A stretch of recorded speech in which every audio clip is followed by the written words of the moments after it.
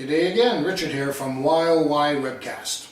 In the previous video, I pretty much gave you a bombshell, potentially, telling you that gravity is a push effect rather than a pull effect. Now, how does that affect our conception, if you will, or understanding of the universe? Well, we're going to have to look at that from, well, different perspectives.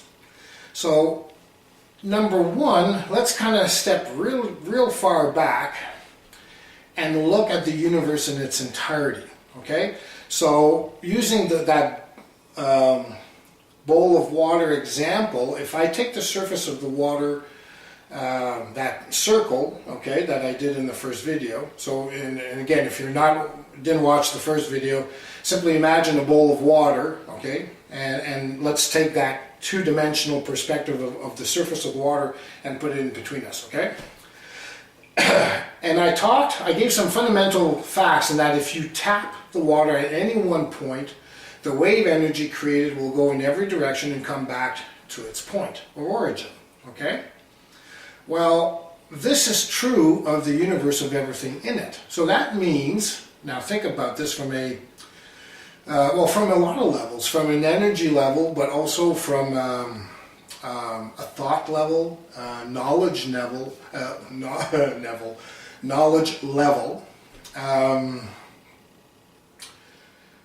time. I'm kind of jumping ahead of myself here.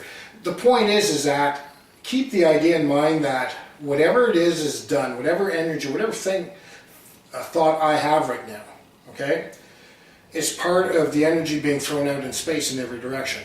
And and whatever energy is created, or whatever wave energy is created, sorry,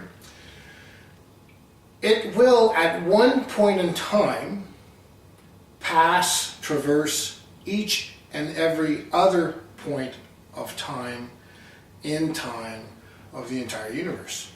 So when I tap and I do that wave will touch every other speck of space-time in space and come back to its source eventually. Okay? That's a very important concept to understand, because that is what connects all things together for real, not just some kind of voodoo or mystical or mythical religious, oh, we're all connected. No, actually we are, okay?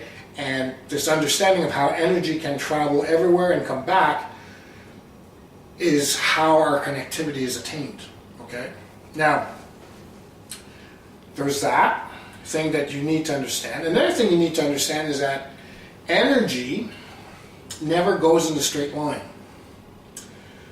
Everything in the universe spins, okay? And the reason why it spins is because initially, again, going back to the water example, when I tap, when I do an action of any kind, I create waveform energy. Now, if you remember your high school mathematics at all, a wave, you know, when you do a graph, is actually a circle in motion. If you reverse some of the numbers, you actually end up drawing a circle. So a wave is actually a circle in motion, okay? So the fact that we're talking about circles, well, we're kind of saying that everything has a curvature, okay? Now, conceptually, this may be hard for you to understand, but let me put you this way. If I draw a line between myself and the camera right now, okay,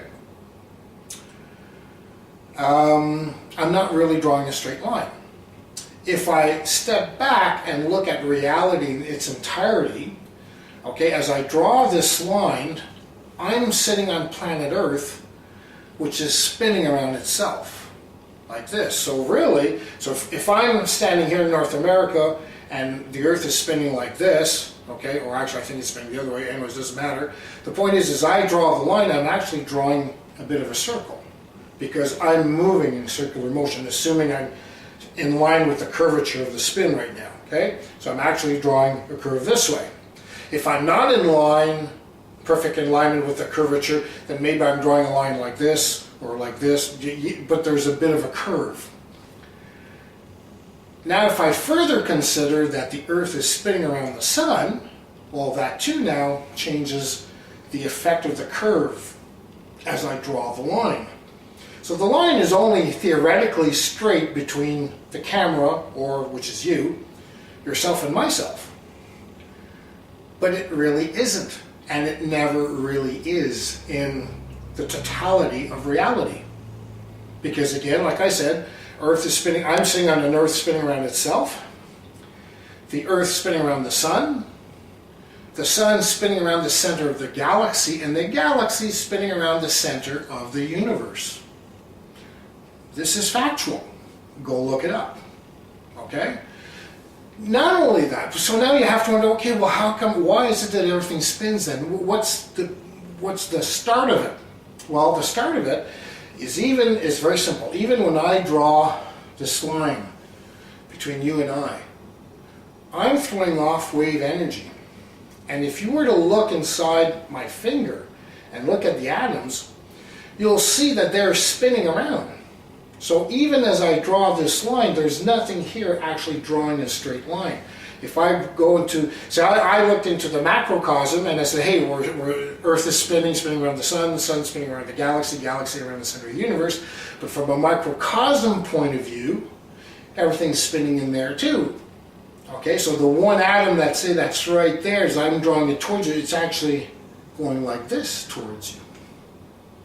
And then if you further consider my previous example, when I'm talking about gravity, there's energy coming at it in every direction. It's actually not spinning like that. It's probably spinning because it's being affected by different things.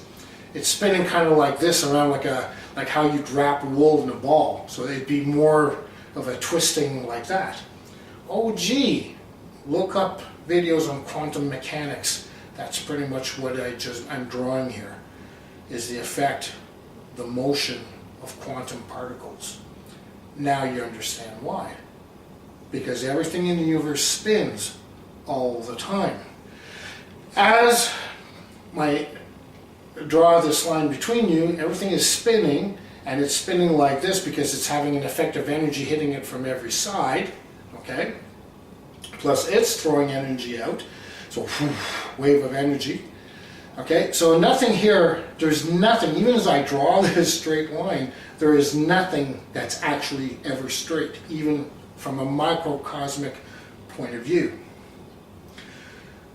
Everything spins all the time, and the reason why that is that from the very get-go, the minute energy starts to move, it moves as a wave, as a circle in motion. So because everything's a wave, it never affects anything else in a straight line. So think of it like this, like say, how can I put this? Oh, here, have you ever gone kayaking on shore, on the ocean? On a fairly safe area, you get the waves coming in. How often does the wave actually hit you equally? Because the wave is going like this. You're never going to keep your boat lined up like this as the wave hits, because you're more likely to capsize. So you're always going to put yourself in an angle so that the wave doesn't hit you completely broadside in one shot, and you're able to ride the up and down of the wave, right? Okay, well, everything in the universe kind of works that way. And that is why everything spins. If you were to be able to go into or if anything could go in an absolute straight line, it would literally destroy the course of everything. Strangely enough. But anyways, don't think too much about that one, because it's not going to happen, because everything spins. So, because everything spins, and remember when I spoke how the energy of everything being thrown out in every direction actually generalizes at one point? Well, what I just said is kind of what it is what explains what's called something called the golden ratio. Scientists, mathematicians have noticed that in nature, in the universe, okay, everything seems to have a certain ratio to everything else, okay, and they call that the golden ratio. Well, the golden ratio, okay, is the average spin of everything. of all the waveform energies being thrown out, whatever the frequency, whatever the amplitude, whatever the strength, okay, as they crisscross, they create an average spin. And that average spin is what eventually affects everything and harmonizes everything throughout the universe. Another example of that is, look it up, it's on YouTube, where they do an experiment where they got maybe 20 metronomes. Okay, they start them all off, none of them are in sync, and it takes all about 5 minutes before all of the 20 physical metronomes are now going back and forth, clicking at the same rate, at the same time, okay? Because the vibration of one is affecting the one next to it, and so on and so forth. So as they average out, okay, as the golden ratio effect of the universe affects them, and and interconnects them, it takes about 5 minutes, all the 20 metronomes are now clicking together at the same time. And if you don't know what a metronome is, it's what people who play music, they're trying to follow the beat of the music. It's the thing that goes click, click, click, click. That's metronome, okay? So they will have 20, 24, whatever, it doesn't matter how many. They'll start them off all randomly, and within 5 minutes, they're all swinging at the same time. Well, that's an effect of the golden ratio, and the golden ratio is really the average spin of everything of the universe. Okay? Ooh, okay. This might be a lot to swallow, but I'm telling you, and you stop this video, you may ponder this for years. I have been, okay?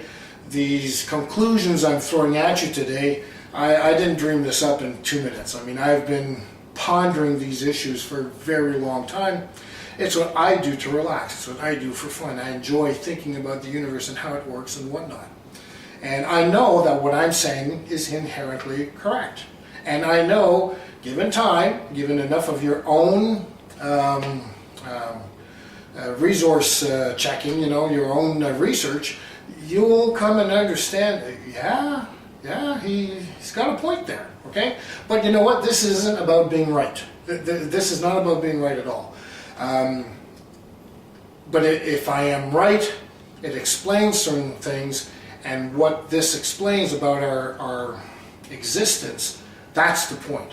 It's not so much, hey, I figured it out, who gives a flying petunia? Okay? It's not about that. It's about our collective consciousness, our collective beings, living, how we live our lives and all that. That is the real end game of these videos. This is my point. But we're not there yet. This is just on, a stepping stone to that. Okay? So, now that you understand how everything can interconnect, gravity, understanding the push effect of gravity is what made me understand how everything spins, because I had to wonder, why does the energy simply not go out? How come it does come back? What is it that makes it come back? And it's when I finally understood that everything, any wave, any energy output, always goes out as a waveform, okay? As a circle in motion. And this is a fundamental truth. You can try and tell me it's not true, but I know it is. And good luck trying to prove different. But anyways, for now, take it for granted what I'm saying is true. Just for now, just humor me. And then continue these videos, and once you get to the final video, I figure I'm going to be about 6 or 7 in this mini-series. Then if you want to argue any of my points, knock yourself out, but at least wait to get the big picture and understand the whole premise with the whole idea presented to you before you go off and try to say, oh no, he's wrong about this, he's wrong about that. Just look at the big picture first. Do me that favor. Alright? Okay. So that's the end of this video. The next video, I'm going to explain how everything I've talked about so far about gravity, waveform energy and all that, how that explains the true God of our universe. Oh. Alright, Richard from WYOY Webcast. See you in a bit. Bye for now.